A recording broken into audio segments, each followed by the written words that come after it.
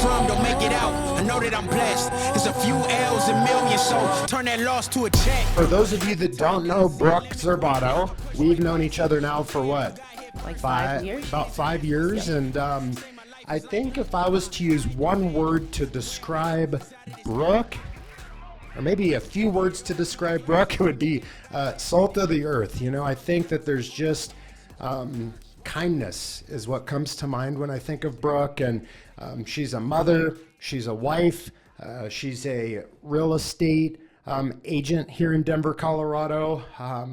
And she's just a kind person. That's what I always think about when I think of you. And you've got such an incredible story. I know that faith plays a big part in your life. So I want to jump into all of it. But let's start with for those that don't know who you are. Who is Brooke Zerbato? Well, you kind of summarized a little bit. I am a real estate agent here in Denver, and Denver metro area, and a wife and mother of 2 kids. And are you making a public announcement at all? I do, yes. Okay. I'm going to be a mother of 3 soon. Wow, to be expecting. That Yes. is so exciting. Congratulations. Thank you. Had you always wanted more than 2 kids? My mom says she distinctly remembers me saying when I was like 12 that I was going to have 6 kids. 6? That's not going to happen. Holy cow. Wow. And You're halfway there. Right. Almost. Almost, yeah. So no, I'm not going to have 6 kids. But I do love being a mother. They are exhausting for sure. But man. yeah, It's such worth a lot of work. It is. It is worth it. Yes, But a lot exhausting. of work. Yes. And you know, being a mother kind of played into why I got into real estate. It was something I'd always thought about doing. But I feel like when you have kids, they give you a drive that you didn't realize that you have. And you're like, if I can do this, I could do this. I can do anything. Yeah. Yeah. No kidding. So you had kids before going into real estate then? yes, I Okay. did. Yeah. What were you doing prior to real estate? Well, so in my early 20s, I was working for a printing company. Okay.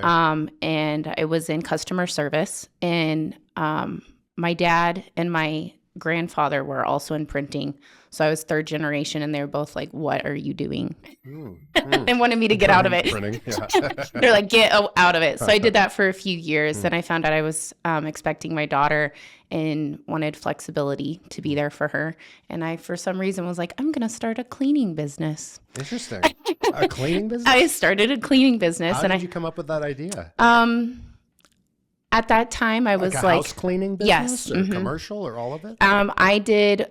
It was mostly cleaning houses, yeah. Okay. And then I got into cleaning new construction, which paid a lot better, but the Okay. work was tough. It's like, Yeah, what made it more difficult? just because you're constantly out there cleaning, and then you come back the next day and the mess is back again because the guys sure, working on the house sure. don't care. No. Which was that's always amazed me about construction. You know, you have somebody over to do one particular job, Yeah. and it's like they just do it and they're out of there. Yes. There's no regard for the mess that they make. None whatsoever. Which I think with new construction, you know, not as big of a deal, but like when you're renovating somebody's house and they're living there, Oh yeah. I mean, we went through it multiple times. Where Yes. It's like, are you kidding me? Is there just no common sense? Like you're just Right. leaving all the electrical cables and like Right. crap laying around. They do. I know. Lunch is left behind, Yeah, all yeah, that. yeah. Yes. Are you guys still in the middle of construction Oh in your God, house? we're done. Oh, thank God. Yeah, thank God is right. Yeah. That is my husband's like, anytime you're working on your house, that's a true test of your marriage. It's either going to make it or break it. No, it's true because there's so many decisions that need to be made. There is. Not Yep. to mention your whole life is just being disrupted constantly. It is. Yep. And, you know, scheduling with a lot of the trades is difficult because Yep. they're working tons of jobs. And so, Yep. you know, it's kind of one of those things where like, what's more important to you, you know, quality or timeliness. True. And sometimes like they're finishing a job and they can't get over to the house until, you know, 8 p.m. on a weekday, but you're like, well, I don't want to delay the project, because if they don't come out tonight at 8 p.m., then they're not coming back for 2 weeks because then they're busy on other jobs. And so it's just a constant stressor. It is. And I think we've been through it enough times now to have like a thick skin around it.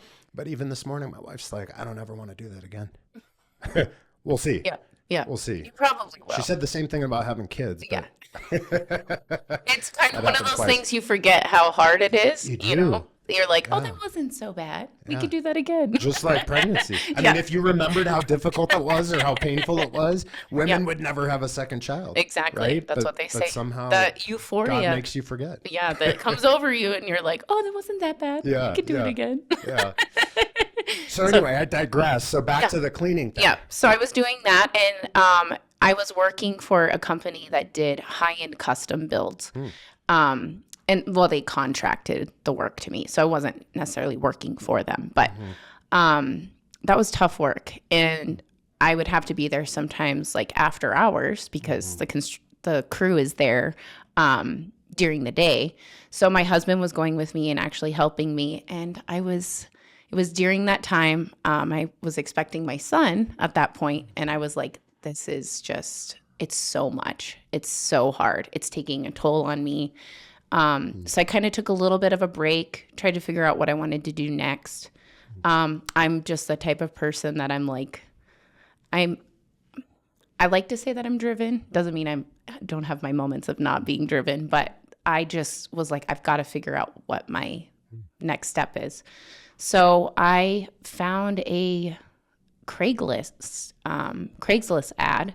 Does Craigslist still exist? Well, this was back in, this was 2015. Okay. And there was a real estate agent was looking for a personal assistant. And she owned a boutique at the time. And I started working for her. Got to do some real estate stuff a little bit with the boutique. So that was fun. And just started. Like an actual boutique shop. Yes. Yep. In What was Littleton. she selling?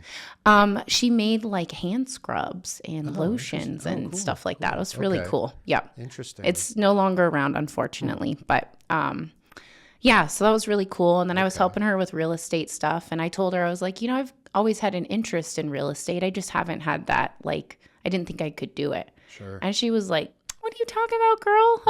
Of course you could. So she really gave me that push, and I appreciate her so much for that still, that she was like, do it. Go to real estate school. And at that time, she was working as an independent agent, and she ended up starting her own brokerage right before I got licensed. So she would kind of tease me like, I did this just for you. That's funny. So yeah, and that just kind of opened up a new world for me, and I learned a lot of stuff from her. How long had she been in real estate?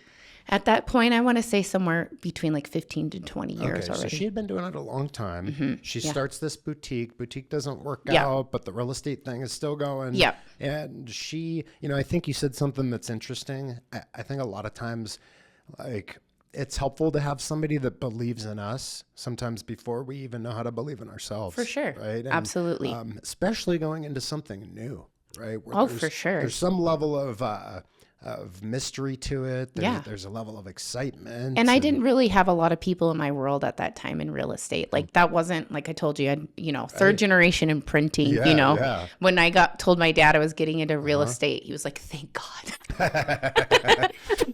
Was there something though about real estate in particular that drew you to it? Like, how did you get to a point where you're like, okay, I'm going to do this? Like, did you find examples of other successful agents, even prior to meeting? Well, I guess you answered the Craigslist ads. So Yeah. you got exposed to it that way. Yeah. Right. But also prior to that, buying my own home, which one of the things I was thinking about on the way here when you were asking about going through a hard time in life, that was in the email you sent beforehand. Sorry, that kind of give context. Yeah. And I always go back to when my husband and I bought our first house. And, like that experience, I know a lot of people will be like, they go buy a house and they're like, I should be doing real estate. I didn't have that thought necessarily then, but I had so much respect and admiration for the agent who helped us buy our house. And it was a hard thing to do because it was right when the Denver market was just starting to get crazy. And 2015, you said? yeah. And it was right before my son was born too. So we're like doing all of this, just it was difficult. It was a tough time, but we did it. And like I text my husband this morning that I had been thinking about that. I'm like, look how far we've come. We were, in our early 20s, broke, just barely scraped enough money together to buy our first house. And like that changed everything for us. And I tell so many of my clients that story, and it may sound cliche, but it's not. This is what changed everything. Yeah, like it really just set a tone for us. Like we want more, we want better for our family, and it was. I think we learned a lot about ourselves during that time. So I think there's a lot of individuals in our industry, whether it's lending or real estate, where they're selling mortgages or they're selling real estate and they don't own property yet. And I'm not shitting on them for that. I was one of those people. I started, I had an excitement around sales. I used to be in the car business, and then I got recruited into the mortgage business, but I enjoyed sales. Yeah. But I didn't know anything about real estate. I just had a fascination with it. And so, but I think, so I say that for two reasons. One, for anybody listening to this that is in a place where they want to make a dramatic impact to their income, real estate is one way to do it. Lending is another way that you can do it. You can really put your head down, go to work hard, and it's really, you can see income pretty quickly from it if you're willing to work hard, even if you don't know what you're doing, if you're around the right people. Yep.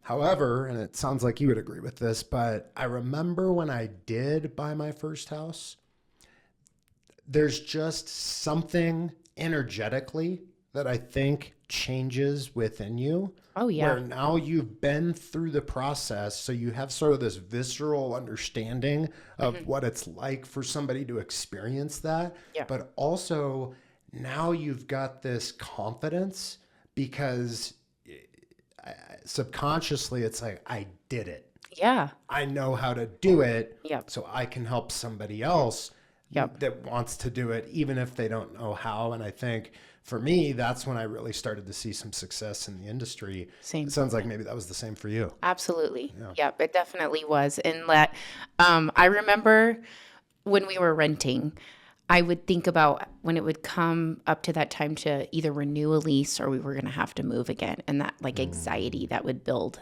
because I tended to be the one that would handle that stuff, not my husband was working full time. So that was on me.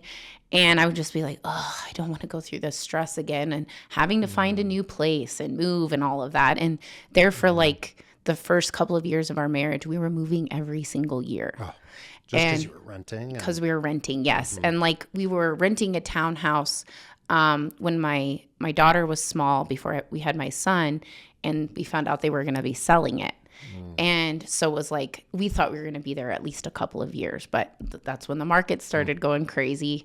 And so they were going to sell it. And I was just that anxiety. And then I remember when we bought our place and just that first year there, I was like, I don't have to move again. I don't have to, fill out any more leases anymore. And it was great, life-changing. I think that I'd just like to go a little deeper on that because I think it's something that isn't really thought about too often, especially with, first-time home buyers or somebody that prides themselves on being intellectual and intelligent when it comes to making financial decisions. But, like unless you're the one sitting in at the board meeting making those decisions, you don't really have control over your outcome. No. I think like if you're somebody listening to this where you've got a job, I think that there are two perspectives, right? There's the perspective of, it's safe and secure and I've got this income. Yep. But I think if you speak to somebody that's been self-employed or in an entrepreneurial space for any length of time, they would probably say it's more risky because they don't have the ability to make high-level decisions. And you might have a job today, but it might be gone tomorrow. And even though you've got the risk of having to get after it and work hard, at least that's something that you can control. Yep. You know, and I think when it comes to real estate, so many people focus on the numbers, Yeah, right? they do. That they forget like what they're actually giving up when they don't own a piece of property, which is, you know, perhaps moving every single year, or being in a place that now you call home. You've been there for maybe a few years, right? Yeah. And then all of a sudden the rug's pulled out from under you because the owner of that property that you're renting from, they decide, even though they may have told you initially that, you know, hey, I'm going to keep this as a rental forever. I'll sign a 10-year lease with you if you want. And that gives you security. The reality is all of the fine print is going to say, life happens, right? Life happens. There's plenty of reasons why landlords have to sell. So, you know, I don't want to, this isn't to say bad things about landlords or anything. I think it's wonderful to be able to have property to rent out, but life happens. And, you know, sometimes you just get tired of being a property manager if you're doing it on your own. And there's been so many times I've had clients that they reach out to me because they're like, you know, my landlord's going to be selling the house that I've been here for 10 years. I've got to figure something out. So we like those phone calls. We do. But I can feel the stress on the other end, you know? Absolutely. Yeah. That's a hard spot to be in for sure. Yeah, So, and not to mention if they get that phone call and they decide not to purchase, the alternative is, okay, now I've got to go find another place to rent. For sure. There's the mental gymnastics of like, oh gosh, did I take care of the place? Am I going to get my security deposit back? especially after that long, like how much of this wear and tear are they going to charge me for, you know? And if you're not renting from like a legit property management company, if it's just someone that happens to have a rental property, like, and you've been there for 3 or 4 years, do they really even have the security deposit? Like, has that really been sitting in an escrow account the entire time? Maybe, but maybe not. So there's the risk with that. And then also, if you have to go rent again, now you're having to come out of pocket again with first month, last month, maybe a security deposit. And now with home prices, especially in anywhere Denver metro, I mean, that could be a $10,000 check that you're writing just to go into another rental potentially, when you could use that same money and actually buy a house with it. Yep, for sure. Well, some of these rentals, I just, you know, just for giggles, I was like, what are rentals going for right now? And some of them are like, oh, we want for a security deposit, it's got to be 3 times the rent. Jeez. You could buy a house with that. Yeah. That's crazy. You know, it's amazing to me how many people out there still think to themselves they have to have 20% of the purchase price to buy. And sometimes I'm like, wait a minute, is that because I'm in the industry and I'm just so used to all these different loan products? Yeah. And I think it is. Part of that is we forget people don't live in our world, you know? But you do hear, I mean, other prominent people that have podcasts and radio shows. Like I've heard Dave Ramsey say, I know he pushes for 10% at least, but people think that he says you have to have 20%. And he's like, no, at least 10%. That's what I want you to have, you know? But, and like for Colorado especially, like that's a lot of money. So maybe explore 5%, 3.5%. And we have some great loan programs to choose from. So, yeah. I mean, there's even zero money down. Yeah, there is. Absolutely. Zero money down options. Yep. Minimum investment of $1,000. $1,000. Which is probably a lot less than you'd have to come up with for to rent. Yep. And I think then people they don't take the steps because they don't have that inside person, right? They don't have the person that they can trust. They're not really sure where to start. Yep. What are they going to do? Walk into their bank? And I think it's a very daunting, it is. You know, it's like doing taxes, right? Why does everybody put off doing their taxes until the last second? Yeah. Because it's painful to have to look at numbers or credit or finances, especially when you're not in a place where you're super flush with cash. Yep, for sure. So, so I want to come back to real estate in a minute, but I want to talk about, what was the whisper thing that you were talking about in the beginning with YouTube? Put the headphones on, you know, your voice sounds so clear and crisp. Yeah, it does. And I said, it feels like we're going to sit here and do ASMR. And they like, Is that an acronym for something? I don't remember what it stands for, Okay. but it's where something you like, whisper? it's like yes. And like people listen to it to relax Is it for like anxiety. a therapy? Oh, interesting. I mean, Okay. it could be sometimes it's just someone sitting there going, What? Really? yes. Wow, man. Nothing ceases to amaze me anymore. There's so much weird stuff out there. Apparently you need to have more millennials on your podcast to kind of, Apparently, they'll explain it to me better. yes, maybe you need to have some even younger, like Yeah. some Gen Z kids on here, like, Okay. They'll give me the whole dissertation. on right. what it's And all all about. talking in there like, Yeah. no cap. For Yeah. real, for real. I know it's going to make me feel old. Right. You mentioned Dave Ramsey, and I know just That's a huge part of my story too. through my relationship with you, I've known that you've been involved with Dave Ramsey. Do you want to talk about that a little bit? So, kind of funny story. When my husband and I first got married, some really good friends of my parents, I'm just going to give a shout out to Todd and Nikki. Okay. They told us, they're like, hey guys, have you ever heard of Dave Ramsey? And I was like, yeah, I think so. Like, isn't he some financial guy or whatever? And they're like, yeah. And they said, well, we're going to be hosting his financial peace class at our house. I don't know what this is at the time. And I'm like, this sounds like a kind of scheme type thing. And I was like, if you're going to try to sell us something, we're not interested. And they just laughed. They're like, this is the total opposite of that. So, and I think what kind of threw me off was you have to pay for the materials to take the class. So I was like, what is this going to be? Yeah, Right. it's a pyramid scheme. Yeah, right. They're going to make me buy a kit. So we kind of researched it, and we both were like, yeah, we should probably get our finances on track. And, my husband has amazing parents. I have amazing parents. They, of course, taught us finances and stuff, but wasn't high level like that. Sure. So when we asked my dad, and my dad is someone that I look to for wisdom in my life. I went to him and I was like, what do you think? Should we take this class? And he was like, I think it's a brilliant idea. I'm making your brother take it. So every Sunday evening, my brother was, I think, 16 at the time.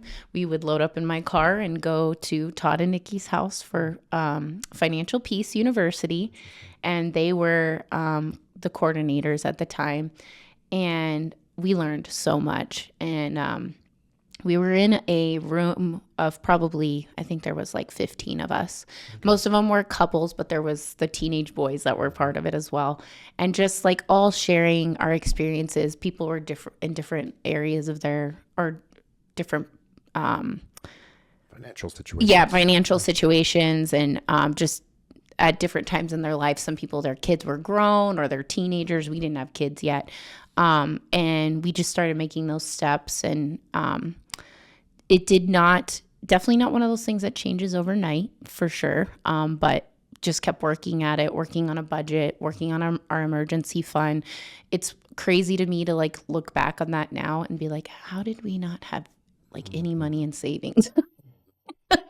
That was just, it's wild to think about that now, but back then that seemed normal. You weren't really taught that. Yeah, right? exactly. Or maybe you had heard it along the way, but there was really no motivation behind it. Yeah. And then also that you kind of get in that mindset, especially from your peers, that's just how life is when you're first married and you're young, that you're broke, you don't have a whole lot, and you're just trying to get through. And I think we had this mindset like, well, we'll save someday when we can start making more money. And we didn't realize, like, if you're intentional, it doesn't matter how much money you make, you can save money. Absolutely. I want to talk about that a little bit. Yeah. And also, if you can give just a description for anybody that hasn't heard of Dave Ramsey or doesn't know what financial peace is, maybe describe who Dave Ramsey is and sort of his sort of perspective in general, and then what does financial peace provide somebody with, and how can they find out more? So Dave Ramsey has his own radio show, and he has shared his own story on the show many times. And but he was living like a credit card. He was just paying or everything on a credit card, had absolutely no money, and was broke. And he tells a story about this was kind of his breaking point, that he was going to fill up his, I don't remember how much the car was, but it was a lot of money that he had a loan on it. He's going to put gas in it with a credit card. Declined. He puts another one in. Declined. You know, and he was like, something's got to change. And he just kind of like, there's nothing that's like secretive or magical about what he does. It's just gets back to what nobody wants to do: budget and discipline. You know, and so that's what he did. And he talks about selling everything he owns so that he could start building up money for paying off debt and things like that. And one of the things he says a lot is sell everything, sell so much the kids think they're next, you know, like, and you know, he's funny with his little, yes, to pay off debt, save money, that type of thing. So then he started Financial Peace, which is like I think the class is 8 weeks now. They've kind of condensed it down. I think it was 12 before that or something, where he teaches people the steps he took to get to financial freedom. And he covers, I mean, everything. The basic, of course, is like having a budget. And that's always a work in progress. Paying off debt, talks about a debt snowball where you pay off the smallest debt and then you just keep working towards the biggest debt. Sorry. How does like rate play into that decision? Or is it just purely it's just smallest purely to biggest? Smallest to biggest. And then, so once you pay off that first smaller one, then you take that money we're putting towards that and you're putting it towards the next one. So you're just building that momentum and it builds a snowball. And, you know, I mean, my husband and I were in our early 20s, so it's not like we had a massive amount of debt, but we had gotten ourselves in trouble with credit cards, you know. And when you feel like you don't have much money as it is, you're like, how in the world are we going to ever pay this off? It's going to take years. And we were able to do it in 6 months. That's amazing. Yeah. Just from having a framework and having somebody that said you can do it and here's how you do it. Yes, exactly. Right. Yep. And then also that like peer-to-peer, right? Like having people that are in that with you and going through that struggle. And, you know, the couple that hosted it at their house, they had gone through some very hard financial times for themselves. And they had their own business, and it was just, I believe it was in like around 2008, everything just went down for them. They had to sell their house, and it was really tough, but that's when they were like, we've got to figure out how to get out of this hole. And they were introduced to Dave Ramsey. And I just love, that was such an inspiration to me that they're like, this worked for us. We want to give this to other people. And their kids were young at the time, and now their kids have all grown up with that. And that's awesome. One of their sons just got married, and one of the requirements for him was you have to take this class and have your budget and start working on that stuff before your wedding, which I think was brilliant. You know, how many, because you now hold these classes from time to time, and you've been through it. Yeah. What is it? Because I would imagine that a lot of people, they like the idea, they want to learn. Yep. But like the part about sitting in a room with other people and like being vulnerable about where you're at financially. Yep. Like to that for me is like, oh man, I don't want to like share with people where I'm really at. Like that's too vulnerable. Like I don't want to expose myself like that. What would you say to those people? You know, I always tell people when I do the classes that I'm like, I want you to remember like this is a safe space, and we all are sharing our own struggles. Share what you feel comfortable with. We're never going to push somebody. Like if they don't want to share, they don't have to. But we want people to know that they've got someone they can lean on and kind of be accountability partners for each other. So I do feel like over time, after you're in that class with people for 8 weeks, you start opening up more. Of course, that first initial class, it's kind of more like, this is my debt, this is what I need to pay off, and that's it, you know. Okay. We also will do a thing like where people write down their debt anonymously on a piece of paper, and then we just put the total debt like on a whiteboard or something, and then we get to each week kind of watch that come down. So that's cool. So they don't have to, if they don't want to share, you know, exactly what it is for them, it can all be anonymous. Okay. Yeah. Yep. That's That's neat. Is there anything that Ramsey talks about where like having that is that like an accountability thing, or is there a reason why he has that framework? Yeah. And he does talk about that. Like it is, if you're not going to have your accountability people there, find someone that you trust that you can go to and talk to them about that. So, if you have a friend, brother, sister, parent, or somebody that you can be kind of that trusted person, and someone that's also like, and he encourages that too for single people. If you're not married, have someone that you talk to before you go do some kind of crazy purchase, Sure. And he talks about that too within marriages, like setting, any purchase above, and some couples were like, if it's more than $50, we have to discuss it. At that time, I think my husband and ours was like $200. If we're going to spend more than $200, we have to discuss it. And for things that aren't like a necessity for the house, we have to sleep on it, think about it, before we do it. And, I remember my husband usually is really good with that, but we were in Kansas one time visiting his sister, and he goes to look at, I don't even know what it was, but it was a hunting rifle, I think. And he's like ready to buy it. And I was like, you know the rule. And he's like, come on. But it's only $201. Yeah. Yeah, exactly. And so my sister-in-law, like she had my back. She's like, I know how hard you guys have worked to get here, Kyle. You got to sleep on it. He woke up the next day. He's like, I can't stop thinking about it, so I'm supposed to get it. But I imagine after you start to develop that as a habit, it becomes easier. Yeah. But also you develop a level of confidence within yourself because you're like, holy cow, like look at this either pile of money we've created or like look at how much debt we've gotten out of. Yes. And there's some pride in that. So it makes it easier to keep going and making difficult decisions. And then I think there's probably another side to that too, which is if you're kind of constantly putting yourself in a position to have to be mindful and say no to every little desire you have. Yep. It might be a motivating component also to like, I need to make more money.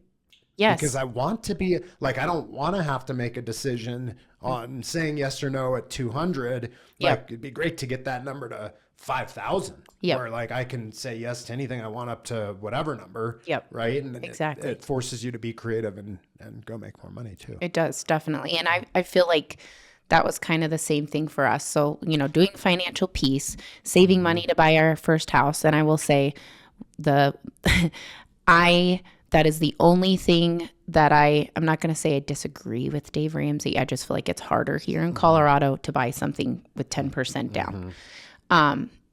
And don't come for me, Dave, but we bought our first house with 3.5% down. We went FHA. And that was a lot to be able to save that money to do that. But that just kind of doing financial peace, then buying our house, it just kept, I felt like we kept building that momentum. And then, it felt like 6 months after we were in the house and, my daughter was a toddler. My son had just been born. My husband got a raise, and, that's when I was making the decision. I was gonna, find something to do besides the cleaning business. And it just kept, I don't know, like we felt like we were just making this huge breakthrough and things started to change for us. So it's really exciting. That's really exciting. Do you have any classes that are coming up?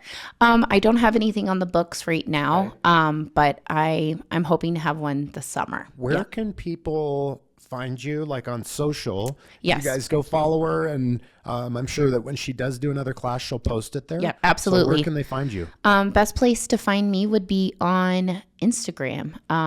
My @ is Brooke Sells Colorado. Okay. And I'm also on Facebook as well. So when I do have upcoming classes, it will be on there.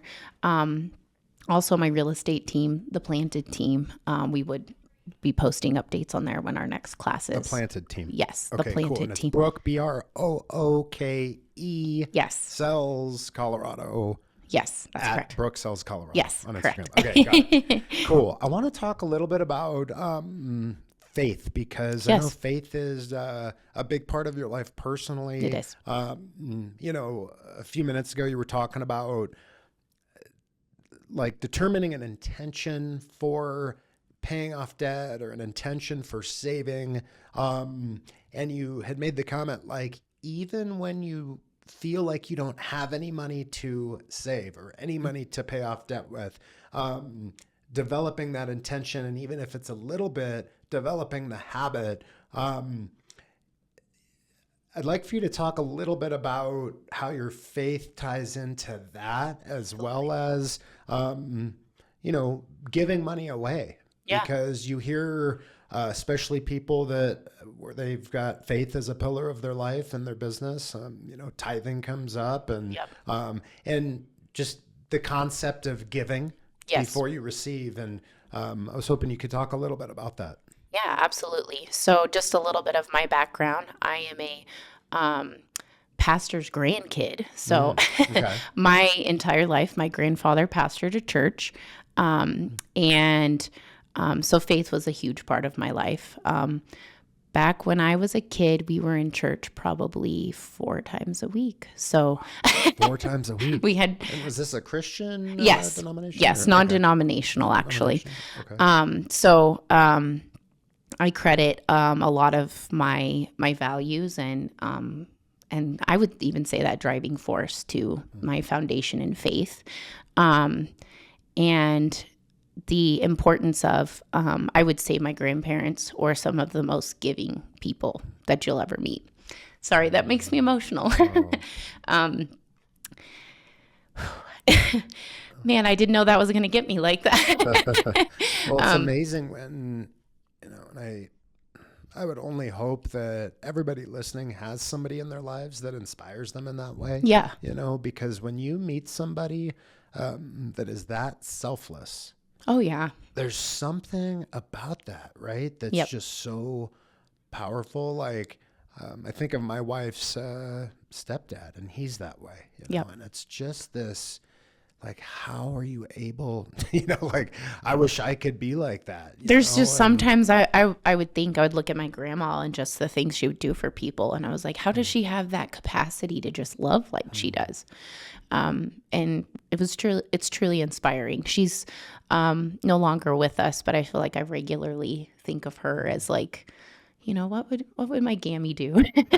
Not with us, but with you. Yes, exactly. Clearly. Yes, definitely. Yep, for sure. So, and she just, they may not have always had like the finances to give, but they put such an importance on serving others, and that it doesn't have to always be about money. Maybe your way of giving is cooking a meal. One of my favorite stories that she would share was that she had a neighbor that was just hateful to her. Then just the neighbor would come knock on the door, and I remember this. My brother was small, and he had stomach issues, and my grandma would keep us sometimes when my mom was working. And there were days my brother would just cry and cry and cry and scream. And the neighbor came over one day, knocked on the door, and was like, are you going to shut that kid up or something like that? And my grandma was like, he has stomach issues, you know, we're trying to help him or whatever. And she was like, you know, I wanted to just go full Southern on her and give her the what for, like, you listen here, honey. But she didn't do that. She instead decided to bake a pie, and she took a pie to her. Wow, that is incredible. And she was like, that was her testimony. When somebody does something to you, somebody's ugly to you, bake him a pie. And I love that, just like Southernism, like, feed people. Well, it's like, first of all, remarkable for anybody to have that level of awareness. Yep. Right? You've heard, you know, hurt people. Yep. Right? And so what I've come to realize is a lot of times when somebody lashes out at me or is mean spirited, oftentimes they've got something going on that they're struggling with. Yeah, absolutely. And so it's like being able to come from a place of like compassion and understanding. Yep. It's so hard to do when somebody's being mean, but for your grandmother to not only recognize that, but then to bake a pie and bring it over, it's almost a little bit of a like, kill them with kindness. Absolutely. Right? Yeah. And my grandmother was an amazing cook. So, it was So it was a great dang pie. good pie. Yes. Yeah. That's neat. And that woman was so like taken back. She didn't know what to think. She was I think she wanted to respond almost like, why would you do this? But she just couldn't. And years later, my grandparents ended up selling that house, and the neighbor was disappointed to see them leave. She was like, you were actually really great neighbors to have. And But that kid. yeah, exactly. Right. I'm sure my brother is going to really appreciate me sharing that. Well, and it's also like maybe that neighbor didn't have kids. I mean, Who like, knows? yeah, I feel like before I had kids, every kid would get on my nerve. I would just like drive me crazy, and I'd be judging the other person and, oh, you're horrible parents. But now I realize like It's you tough. can be phenomenal parents, and sometimes you just have. You forget they're their own people. Yes. Yeah. They've got their Absolutely. own will. And Absolutely. My dad's favorite phrase to say is, I was the perfect parent until I had kids. That's a good one. Yeah. Yeah. It's true. And kids come with their own challenges, but they also make you a better person. They do. More compassionate, more understanding. And no, I've had that thought before when there's, a upset toddler on the airplane or whatever. And before kids, it's kind of like, oh, it's, so obnoxious. Now you just want to go up to the mom and be like, you got this. You're doing a great job. I know this is tough, but. Or give like the dad wink. Like, yeah, I got you. Like, I got you. I know what's going on, man. And we've all been there as parents. You feel that just building up inside, and everybody's, you're like, everyone's judging me, So it's good to know that there's parents that are like, I've been there. I'm in your corner. For sure. So back to like the giving and like discipline with,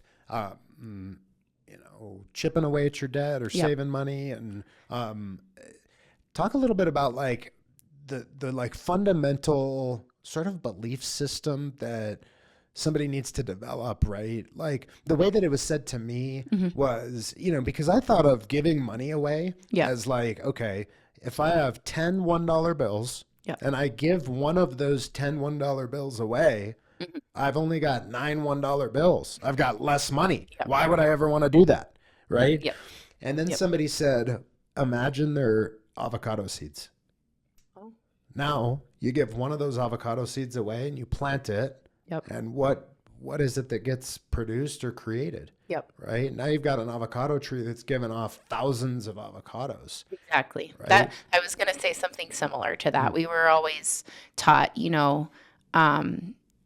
for us with our faith, that whatever you're giving, God is seeing what you're giving. No one else may see it. And, there was kind of that in the back of your mind, like when you're trying to make it where, look at me, look what I'm giving, you've got the wrong intentions behind that, So not necessarily that it has to be done in secret, but to just not, you're not doing it for glory.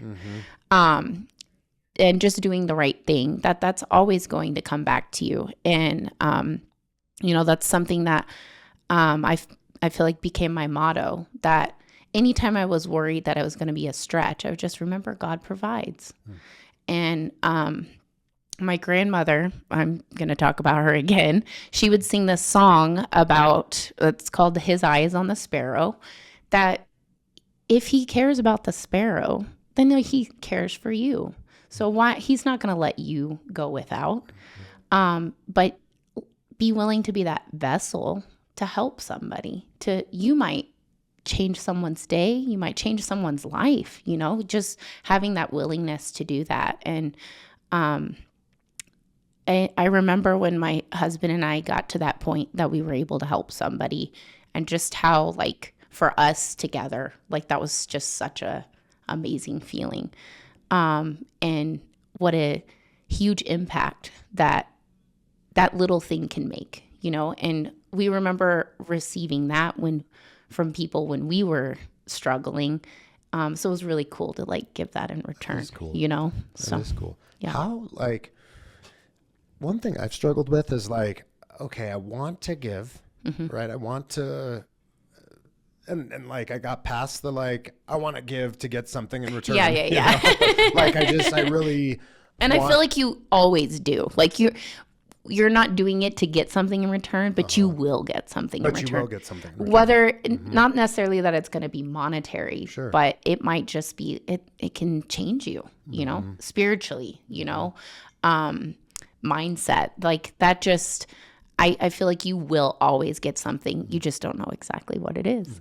Yeah, I think that's unspoken a lot is how it affects your mindset. Absolutely. Because like there's something that happens when you come from a genuine place in your heart where you're genuinely trying to help somebody. Yes. Or just you're trying to, the other thing is like when you give something away, it forces you into a state of mind of abundance instead of scarcity, right? It takes you from like, I'm giving one of the 10 away and I'm going to have less to like, I'm giving one of the 10 away, but I'm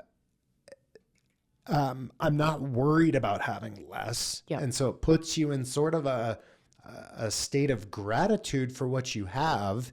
And I think that energetically you start to think a little differently. You feel a little differently and You feel lighter. You feel lighter. Yep. And I always say, you know, it's funny when I first got into, well, not when I first got into real estate, but when I came to Denver for the first time, I had been out of the real estate industry for a couple of years. And I'll never forget, my sister is like, so what are you going to do?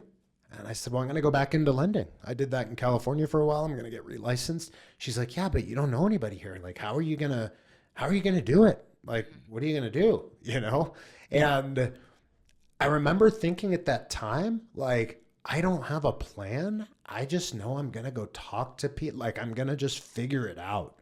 Right? That was your plan. You were going to figure it out. I was going to figure it out. Yeah, that was my plan. It wasn't a very good plan, but it was just sort of this. I knew that you can create energy and that energy turns into results somehow, you know? And I think that when it's building momentum, which is so hard to do when there is no momentum, but sure. So anyway, I guess what I'm saying is if you're struggling with the idea of paying off debt or saving money or giving money away, just try having a little faith, right? Absolutely. And just take that first step and see what happens. You know, I wanted to mention back to, because that's such a huge part of what Dave Ramsey teaches is you're going to live like no one else. And he's talking about saving and, you know, paying off debt and that kind of thing so that you can give like no one else. And he talks about like, that's where it gets exciting, that when you can just give and give. And he, you know, will have in financial peace, people share their stories where they bought like a truckload of bicycles for kids in underprivileged areas and stuff like that. And I was going to mention, you know, JP, he had me come and speak when he was teaching financial peace at his church. And he had everyone in the class collect money. And he was like, I'm not going to tell you how much, just give what's on your heart. We're going to put it together. We're ordering pizza and we're going to bless the pizza delivery person. That's cool. And so I got to be there for that. And of course I wanted to chip in money too, because I'm like, yes, let's make this pot bigger, you know? And the woman, she was just precious. She was crying and she kept telling us, no, I can't take it. I can't take it. And JP's like, no, this is for you. This was intentional. We want you to have it. And, you know, I don't know that lady's story. I don't know what happened after that. That's kind of the cool part. We're not necessarily meant to know that, but it's kind of neat to think about, like, maybe she was able to buy groceries for her family. Maybe she needed to pay for something. Maybe, you know, that was going towards her daughter's ballet or something like that. Like, it's limitless, you know? Okay, so listen, I've got an idea. I wish I could say it's mine. Have you heard of a guy named Dan Fleischman? I have. Heard of Dan Fleischman? Yeah. So Dan Fleischman has a podcast. Okay. I think it's called Money Mondays. It's one of the top rated business podcasts out there. Sweet. But he was talking about how, he travels a lot for his work. And so he was talking about how he would go into a city, but in advance, he would I don't know if he would post it on, social or if he would text people, but he basically would pick a restaurant. Okay. It would be like a family owned restaurant. So imagine a family style Italian restaurant that's local to that city, right? You're not really doing this at a chain. Not that there's anything wrong with doing it there, but the idea is to make a massive impact, right? It's probably somebody that's been working there for a while, or maybe they're part of the family that owns the restaurant. And same concept, but he would make it he started it where it was $100 tip club or something like this, right? And you'd get 10 to 15 people together. But everybody that came to the dinner knew that they would have to give $100 tip. How cool. Okay. So now all of a sudden you're giving, $1,000 or $1,500 away. He's so cool. As I made more money, he's now I'm doing it, but it's the $1,000 tip club. And now you're literally giving $15,000 to that server. So cool. To pay off their debt or their car or whatever, right? That makes a massive impact in somebody's life. So now that I've talked about it, I'm gonna do it. So I want to be a part of this. I want to be a part of it. Let's do it. That'd be so cool. Announcement to follow. Yes, I don't have all the details figured out yet, but we'll announce a local restaurant somewhere in Denver Metro. And if you have any interest in being a part of this, reach out at Darik Tolnay, at Brooke Sells Colorado. Let us know that you have an interest in this. We'll probably start with a $100 tip club, and just, hopefully change somebody's life and make a huge impact. But there you go. So now if you're wondering how you can give, you can join us and we're going to do it. So that'll be fun. That'll be really fun. I love that. That's two things I love in one: supporting a local business, especially restaurants, because I'm a foodie, and giving. The coolest. Yeah, that's awesome. No, I mean, let's do it. Yeah, this is the energy that I'm talking about. Yep. Right. Yep. Talk to us a little bit about just a moment in your life that was really, really challenging for you.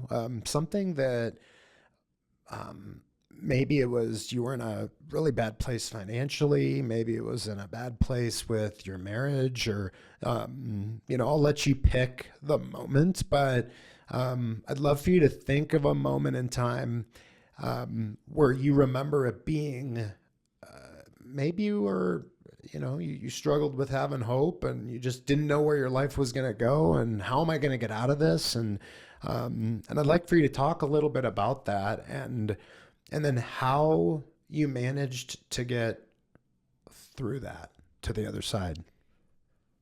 So I kind of talked about that a little bit, but I'll kind of dive into the story a little bit more.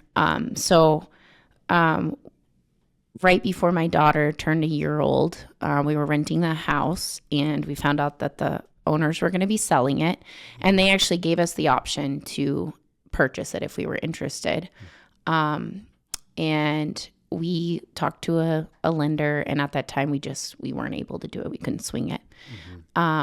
And so we made it a goal. We need to save money so we can buy a house. And we ended up renting. We just needed the cheapest apartment. We knew it was a temporary thing. Literally, the worst place I've ever lived. It was awful. And we were living there. My brother-in-law was living with us so that we could save more money. And it gave him an opportunity to save money as well. And I remember when we were moving, my dad was just he's so good about, he tries not to get meddle in his kids' lives, but he told me about this years later. He went for a drive with my husband and he's like, I'm not good with this, Kyle. I don't like where you guys are living. And Kyle just kind of put his head down. He's like, I know. And he's like, we just need this to save money. And he's like, give me 6 months. I will turn this around. And my dad's like, I'm going to hold you to it because this is not where I want my daughter and my granddaughter living. So we were there for a couple of months, and then I found out I was expecting my son. That was totally unplanned. And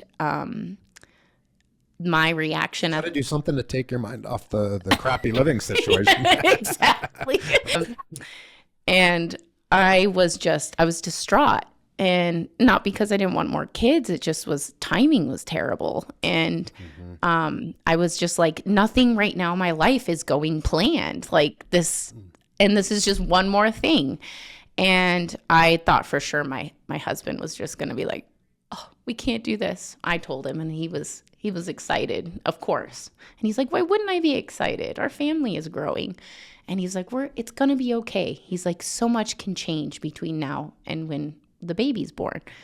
And I went to lunch, told my parents, and it was not that it wasn't exciting like when I told them about my daughter. It wasn't like this fun announcement. It was kind of like, I'm pregnant, you know. And my dad's, yeah, exactly. And my dad's like, you got this. He's like, I know this is tough, but he's like, this will just kind of push you guys even more. And it was tough. There were nights that I just couldn't sleep. I'd lay in bed and just cry because I was like, I hate this. Like, this is not what I wanted for my life. And we got our finances in order. We got some money saved. I remember that Christmas, my parents, their Christmas gift to us was $1,000. And they're like, put that towards your fund. And my dad was like, I could give you more, but you're going to learn so much more saving the money yourself. Bullshit, Dad. Yeah. Yeah, right. But I am so grateful that he did that. Amazing father to be able to have the ability to teach that lesson through. Yes. And he was always like, I'm always here to help. Like, I'm never going to let you hit rock bottom. Yeah. But you're going to learn a lot from going through the tough times, you know. I want to go a little deeper on like the part where you said you'd lie awake sometimes or crying and you couldn't sleep. Yeah. Like that, when all the thoughts are flooding in about, gosh, where am I living? And how could this have happened? And, you know, how am I going to get out of here? And like, you know, all of those thoughts that are like swimming around in your head when you're in those moments, how did you go? Do you remember like going from that to like, was there some logical part of your brain that, you know, the next morning said, okay, this is what I have to do, or this is what we have to actually do now, and let's take a step forward in that direction? Or yeah, I think so. Like, I mean, I definitely had those moments that I was like, I'm just going to stay in bed all day and just, you know, cry. But I couldn't. I had a toddler. You know what I mean? So that wasn't an option. And I would spend so much time, because I hated where we lived. I was always looking for something to do outside the house. If I wasn't cleaning houses, I was trying to do something with her. And like my cousins, and just a little background with that, my dad's brother, his 3 kids, I grew up with them. So there's 5 of us grandkids, and we grew up like siblings. And I remember them just showing up. They're like, we're going to go get sushi, or we're going to go get pho or whatever. And just, let's go to the mall. And just showing up for me in that way. They couldn't do anything for me financially, but what they did for me, just being that support emotionally and just motivating me, did so much more. Like, that made a huge difference. And I'm not kidding. Like, they would call me 3 or 4 times a week. Hey, Brooke, what are you doing today? You want to go to the mall? You want to go to the park? You want to take Audrey to the park? You know, and just that helped get me out of that mindset. I think there's so much to be said about having a community around you. It doesn't have to be family, right? You know, family is what you make it. Sure. And if you're like going through something like that, don't go through it alone, because you will stay in that spot if you're doing it alone. But if you have people around you, what a difference that makes. I also spent a lot of time at my parents' house during that time. And that was something my dad was like, there's always free food at my house. So he may not give me money, but he was like, I'll feed you, you know? You're right. I never thought of it like that, but having a community around you, or because I think it makes you feel safe. It does. Yeah, absolutely. Like, yeah. okay, even under the circumstances, even if it gets worse, Yep. like somehow I'm safe and I'm Yep. going to get through it. Absolutely. Wow. That's, Yep. I had no idea. Yeah. That's a cool, Yeah. I mean, that's thanks And- for sharing that story. Absolutely. I don't know if it's a cool story, but Right. it's an inspiring one. Yeah. Yeah. And we ended up purchasing our house about 2 months before my son was born. So Cool. I was very, very pregnant, trying to get this house ready to move into. And of course, when you have a tight budget and you're in a crazy market that every house you look at already has 20 offers on it, you're kind of limited on what you can get. For sure. So we bought the house that nobody else wanted, and we made it the house that everybody wanted. That's awesome. Sometimes I just go back and look at the pictures like, we did that. Like, Yeah, that is cool. So from that to like now expecting baby number 3, you just had an anniversary. Yep. You spent some time not long ago in Venice. Yes. Right. In Italy. Yes. Italy, We were there for 2 weeks. Yeah. Yeah. A So, thriving real estate career, and yep. that's amazing. And just started a team last year, real estate team, Yeah. with the amazing Tammy Daly. Okay, good. Yeah. So, get loving her on that. Yeah, absolutely. And she's definitely one of those people I feel like I just continually feel inspired around her. And I feel that way awesome. every time you and I talk. I'm like, yes, I'm excited. Let's go. Let's do this. You know? I think it's important to back to community. You know, Yep. I think it's important to like be around like-minded people. And, Yes. And it doesn't always have to be people that have hit the pinnacle of success, right? Yeah. It could be people that are just aspiring to get to the next 100%. level, that are focused on doing something great with their life. Absolutely. Yep. Yep. I made the decision last year. I left the boutique brokerage that I was with. Okay. And that was a hard decision because, like I was telling you, my managing broker there, she was the one that kind of gave me my start. But I wanted something different. I don't want to necessarily say something more, not necessarily that, but something different. Yeah. And starting a team was, something that was important to me, part of my goals. And this opportunity opened up, and Tammy had actually been trying to get me to come to Keller Williams for 2 years. And I just loved her patience. And she's also someone of faith. And she was like, I just knew, like she said, God told me we were going to be working together. And she said, I was just patient that it would be in his timing. And it finally happened, and it was great. And I feel like I've known her my entire life. She's just one of those people, so it's been a lot of fun. Yeah. Well, thank you so much for coming on the show. Yeah, absolutely. I'm excited to watch your career continue to grow. Thank you. For anybody out there that is looking for somebody that's going to work hard for them, and I think, I don't know if this is everybody of faith, but there is something about doing business with somebody that has faith as a part of their life, where there's just a level of trust where, like, that they have your best interest in mind. And so if you're looking for somebody like that to help you get into the real estate market, or maybe you're in it and you want to take it to the next level, I would highly, highly recommend you reach out to Brooke and her team. I know that she'll take great care of you. And thanks again for coming out. It was really good to see you. Thank you so much. This was awesome and inspiring. Awesome. And $100 tip club. I'm all for it. Let's do it. Okay. That would be so fun. All right, so we'll do cool. it. I'd Thanks, love Brooke. to just come in with, a ton of people and just that'd be amazing. We can do it. Let's plan Yep, it. let's Talk do about it. it right now. Okay, cool. Turn that loss to a check. Every time that I see a limit, I push right past it. Don't care if you got here first, the one to win is the last one standing. Say my life is like luck, nah.